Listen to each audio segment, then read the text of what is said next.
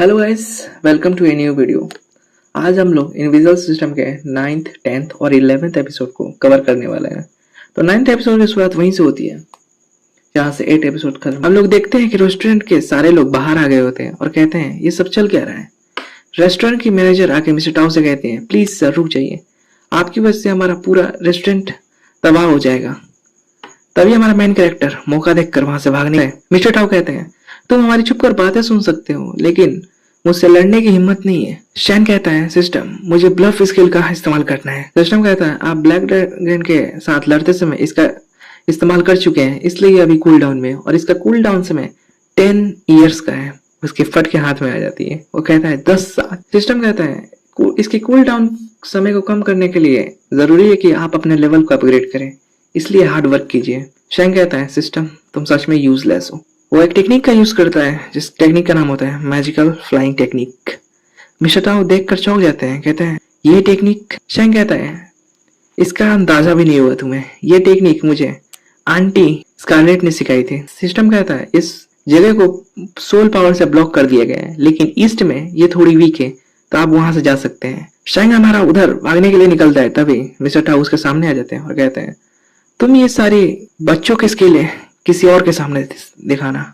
मैं एक पेट्रियाज हूँ और पेट्रियाज के सामने ये सारी स्किल बेकार होती हैं। उसे चोर का एक किक देते हैं जिससे वो जमीन पर जाकर तकड़ाता है। वो कहता है शिट, मुझे किसी मटेरियल किंग लेवल के आदमी के सामने थोड़ा होशियार रहना चाहिए। तभी वो देखता है कि उसके हाथ में कोई चीज होती है। वो देखता है कि उसके हाथ में एक टेल होती है और वो एक लड़की के ऊपर गिरा होता है। वो देखकर चौंक जाता है और उस लड़की को बाकी लोग भी देख लेते हैं और कहते हैं ये एक यान फॉक्स है। वो लोग कहते हैं उसे पकड़ो जल्दी। वो वहां से भागने लगती है। मिस्टर टाओ कहते हैं हमारा लक आज बहुत ज्यादा अच्छा है, हमें ज्यादा एफर्ट नहीं डालना पड़ा इसे खोजने के लिए। वो कहते हैं मोरैन तुम उस चोर को पकड़ो, मैं इस फॉक्स को तब तक देखता हूँ। मोरैन शैंक पर अटैक करने लगती है। शैंक कहता है तुम तो उस यान फॉक्स को पकड़ने आई हो ना, तो मेरे पीछे क्यों आ रही हो। तभी सिस्टम शैंक को एक नोटिफिकेशन देता है और कहता है होस्ट आपको एक अपग्रेड टास्क मिला है, आपको अपने आप को अपग्रेड करने के लिए यान फॉक्स का ब्लड चाहिए। शैन कहता है तुम पागल हो,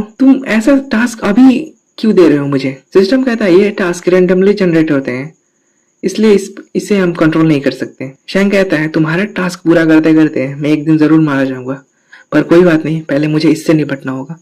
वो कुछ स्मोक गोले मोरैन की ओर फेंकता है और चारों तरफ स्मोक हो जाता है जिसका फायदा उठाकर वो एक रूम के अंदर चला जाता है और कहता है मुझे नहीं लगता कि मैं अभी उस यान फॉक्स से मिल भी पाऊंगा। इससे ज्यादा इंपॉर्टेंट है कि मैं अपने आइडेंटिटी को एक्सपोज ना करूं, इसलिए आंटी स्कारलेट ने मुझे कुछ पिल्स दी थी जिससे मैं अपनी बॉडी के शेप और ब्रेथ को चेंज कर सकता हूँ। ये गोलियां मुझे अभी बचने के लिए काफी है। वह गोली खा लेता है और सोचता है मुझे एक ओल्ड मैन में ट्रांसफॉर्म कर दो। उसे बहुत दर्द होता है और वो कहता है मुझे अपने कपड़े बहुत जल्दी बदलने होंगे। तभी हमें दिखाया जाता है कि मोरैन उस रूम के पास आ चुकी होती है। वो एक जोरदार किक मारती है और गेट को तोड़ देती है और कहती है चलो बाहर आओ, छुपो मत। तभी वो देखती है कि उसके सामने एक लड़की होती है और हमारा मेन कैरेक्टर एक लड़की में चेंज हो गया होता है। वो देख के उसे चौंक जाती है और हमारा 9th एपिसोड यहाँ पर खत्म होता है। हमें कुछ ड्राइंग में दिखाया जाता है जिसमें हमारा मेन कैरेक्टर कहता है कि इस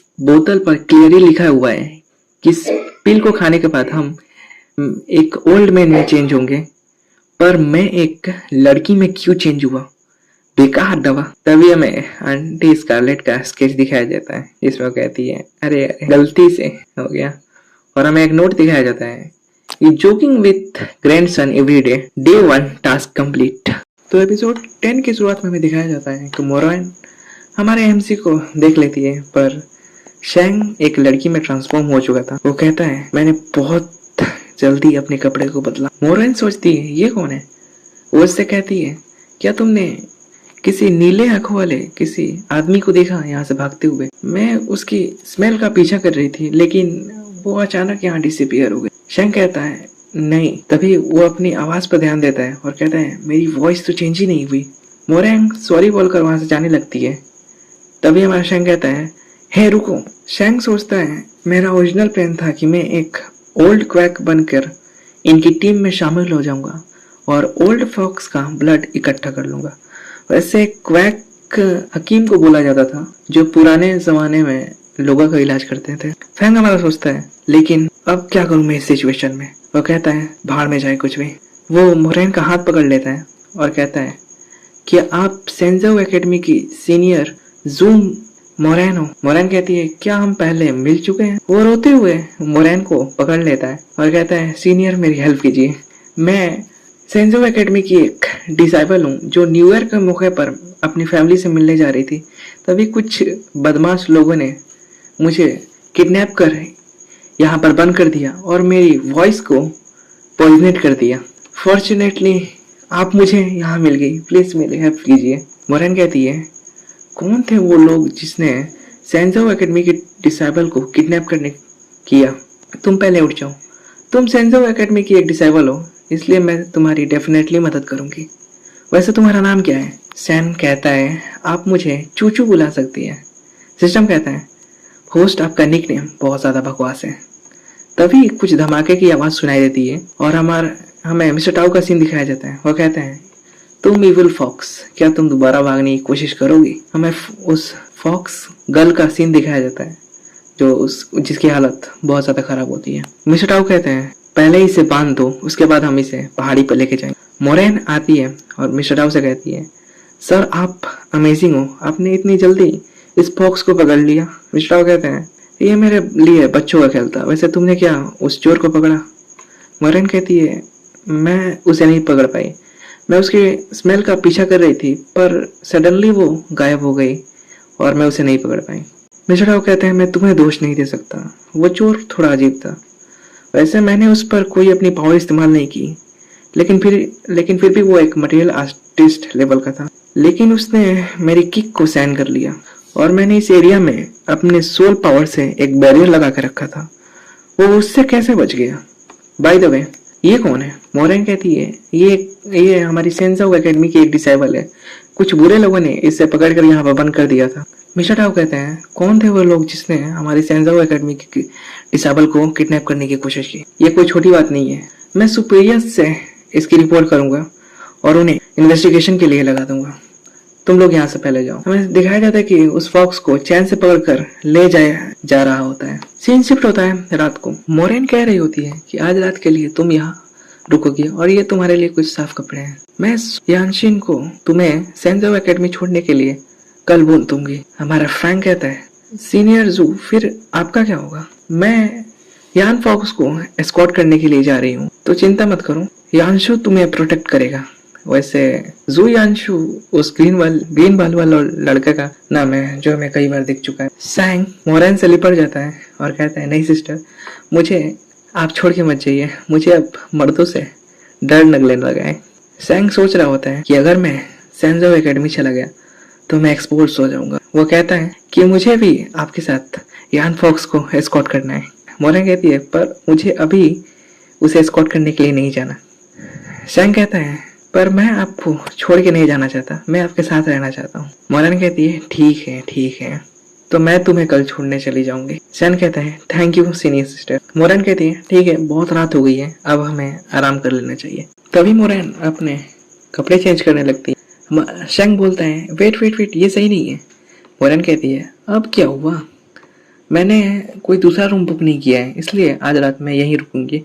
ऐसे भी हम दोनों लड़कियां ही हैं, इसलिए मैं पहले जा रही हूँ शावर लेने के लिए। शैंग कहता मैं बस सिर्फ दिखता हूँ औरत, मैं रियल में एक मर्द हूँ। नेक्स्ट सीन दिखाया जाता है जब वो दोनों एक बेड पर सो रहे होते हैं। शैंग सोच रहा होता है अब ये कौन सा प्लॉट है। हमें बताया जाता है कि ये कोई हेंटाई नहीं है, पर राइटर कहता है एक्चुअली मैं कुछ हेंटाई कैसा बनाना चाहता हूँ जिसे मांगा टोन गेज कर थप्पड़ मारता है। तो हमारा 10th एपिसोड यहाँ खत्म हो जाता है। 11th एपिसोड की शुरुआत में कोई कह रहा होता है शून्य रूप से अलग होता है, रूप शून्य से अलग होता है, उसी तरह फीलिंग, थिंकिंग और एक्शन तीनों एक जैसे हैं। हमें शैंग का सीन दिखाया जाता है जो कहता है अच्छा हुआ मैं शांत हूँ अभी। ये एक फ्लैट चेस्ट वाली लड़की है, तो मैं किस लिए एक्साइटेड हो रहा हूँ। कुछ भी हो, ये बिग ब्रेस्ट जो भी करे मेरे मूड को डिस्टर्ब नहीं कर सकता। तभी मोरेन कहती है तुम अभी तक सोए नहीं। शैन हमारा डर जाता है, कहता है सीनियर आपने तो मुझे अभी डरा कर मार ही डाला था। मोरेन कहती है तुम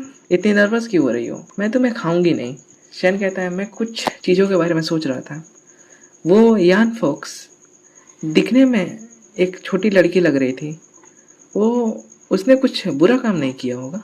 वॉरेन कहती है मैं तुम्हें हर्ट नहीं करना चाहती, पर यान फॉक्स पहले दिखावा करती है कि वो बहुत ज़्यादा वीक है ताकि वो लोगों की सिंपैथी हासिल कर सके और फिर उन्हें काट लेती है, जिनसे कई इंसान मर चुके हैं अभी तक। करीब 100 साल पहले कुछ इविल स्पिरिट ने सेंजाओ कॉन्टिनेंट पर हमला कर दिया था, पर ये लोग कभी हमारे साथ मिल जाती थी तो कभी उन इस इविल स्पिरिट के साथ मिलकर हम पर हमला करती थी। ये लोग हमारे न्याय के काबिल नहीं हैं और तुम इनका रूप देखकर इन्हें जज मत करना। तुम्हें इनके सामने कभी भी नरम दिल नहीं बनना है। शैन कहता है हाँ बिल्कुल सीनियर। मोरेन कहती है अब चलो, बहुत ज़्यादा रात हो गई है और तुम इन सारी बातों के बारे में ज़्यादा मत सोचो। हमें कल बहुत लंबी जर्नी तय करनी है, तो तुम सो जाओ। और वो खुद सो जाती है। हमें शैन का सीन दिखाया जाता है जिसने कोई स्लीप पाउडर का इस्तेमाल किया होता है। जब वो उससे बातें कर रहा था तब उसने अपने रिंग से उस पाउडर को निकाल लिया, जिससे आसानी से किसी को सुलाया जा सकता है। शैन मोरेन को गुड नाइट बोलकर वहाँ से चला जाता है, यह कहते हुए कि मुझे अपना टास्क पूरा करना है। सीन शिफ्ट होता है जहाँ पर शैन को दिखाया जाता है कि वो उसी ग्रीन बाल वाले लड़के को देख रहा होता है ऊपर से, और वो अपने हाथ से वही स्लीप पाउडर निकालता है और उसके सामने फेंक देता है, जिससे वो बेहोश होकर नीचे गिर जाता है। और शैन नीचे आता है। ये लड़का सच में यूजलेस है। शैन दरवाजा खोलकर अंदर आता है। वो देखता है कि इस फॉक्स को डेमन बाउंड्री सर्कल में रखा गया है, लेकिन इस टूर का डिफेंस बहुत वीक है। वह कहता है ये डेमन बाउंड्री सर्कल इस फॉक्स को स्वॉर्ड के कट को हील नहीं होने देगा और इसे तड़पाता रहेगा। ये फॉक्स सच में बहुत ज़्यादा खराब हालत में। पर सॉरी सिस्टर, मुझे सिर्फ तुम्हारा एक बूंद ब्लड चाहिए और कुछ नहीं। वो ब्लड को ले लेता है। तभी वो फॉक्स अपनी आंखें खोलती है और उसके हाथ को पकड़ लेती है। शैन हमारा डर जाता है, लेकिन वो कहती है मिस प्लीज़ आप मेरी मदद कीजिए। वो फॉक्स कहती है मुझे उस पहाड़ी पर नहीं जाना है। अगर तुम मुझे यहाँ से बाहर निकालोगे तो मैं तुम्हारे लिए कुछ भी करूँगी। शैन कहता है अपना मुंह बंद करो। तभी सिस्टम कहता है आपको एक फीमेल से एक रिक्वेस्ट रिसीव हुई है जिसे आपको कंप्लीट करना होगा। आपको इस यान फॉक्स को बचाना होगा और अपने हार्म में ऐड करना होगा। शैन कहता है फिर से मैं ऐसा बिल्कुल नहीं करूँगा। सिस्टम कहता है आप मत भूलिए कि आपने हमेशा अकेले ट्रैवल किया है और इस लड़की का चेस्ट तो फ्लैट है, ये आपके लिए एकदम परफेक्ट है। वो मन ही मन में सोचता है ये तो सच है, और वो कहता है नहीं, मैं इस बार किसी ट्रबल में नहीं फंसना चाहता। तभी सिस्टम उसे एक जोरदार लाइटनिंग शॉक देता है, जिससे हमारा शैन कहता है ठीक है मैं इसे बचाऊंगा। वो नीचे बैठ जाता है। वो फॉक्स कहती है मिस आप ठीक तो हैं? शैन कहता है ठीक है मैं तुम्हें बचाऊंगा। शैन सोचता है सिस्टम तुम याद रखना, एक दिन मैं तुझे एक फार्मिंग गाइड बना दूंगा। तो 11th एपिसोड यहीं पे खत्म होता है और इस वीडियो को बनाने में सच में मुझे बहुत ज़्यादा मेहनत लगी है और आजकल में मेरे एग्जाम खत्म हो जाएंगे तो डेली वीडियोस आएंगे। तब तक अगर आप चैनल पर नए हो तो सब्सक्राइब कीजिए और इस वीडियो को लाइक जरूर कीजिए। मिलते हैं नेक्स्ट एपिसोड में। Thanks for watching.